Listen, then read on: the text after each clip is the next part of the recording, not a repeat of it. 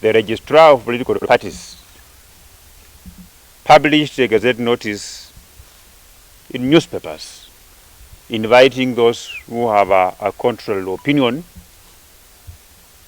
to write to her stating so. We have more than 150 senators and members of parliament who have written letters or petitions objecting the names that were suggested. From where I sit as a member of parliament, this means that those who attempted to bring a coup in the ruling party Jubilee were daydreaming, and the registrar of political parties' hands are held tight by the law, that those attempts should be declared null and void. Because we have more than 150 members of parliament, more than 30 Kenyans of goodwill who have written to the registrar of political parties declaring that whatever Murathe and his group and other characters were doing was against the law. We as a Jubilee Party, we have been holding meetings online for very many years, for very many days. When this matter was brought up again, we have had a meeting and we have three options. Option number one is Jubilee Party. Option number two is Jubilee Party. Anybody who want to guess option number three? Yes, Jubilee Party. And Murathe has been quoted on record saying that those statements that he has been making, that is the position of the President of the Republic of Kenya. I want to tell him this. When various affiliate parties were folded into Jubilee Party, the idea of President Uhuru Kenyatta and his deputy was to form a one national party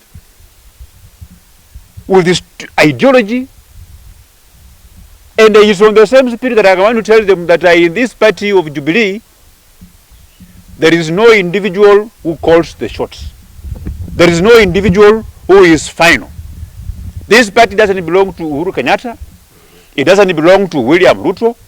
It doesn't belong to Didmas Barasa. It belongs to millions of Kenyans who have a stake into this party. Jubilee Party can only be likened to ANC in South Africa. You've seen ANC in South Africa even summoning the president to respond to a number of issues.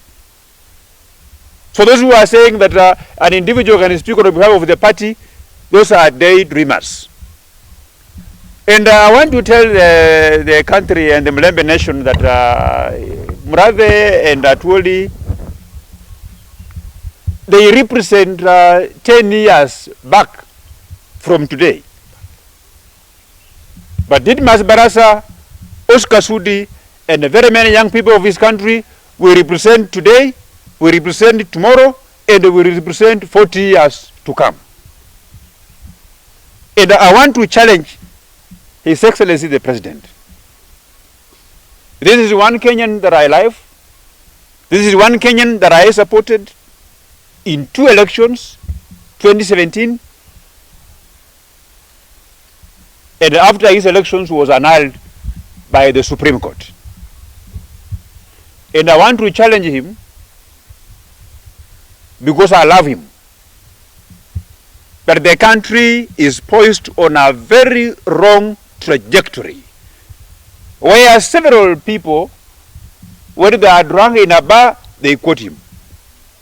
When they are smoking bangi somewhere and they get high on marijuana, they quote him. I want the president to come open and say and denounce those characters. They are injuring his reputation as the president and the commander-in-chief of the Republic of Kenya. It's reasonable for a drunkard, for someone who is high on marijuana to quote the commander-in-chief, the head of state, on statements that are frivolous and garbage.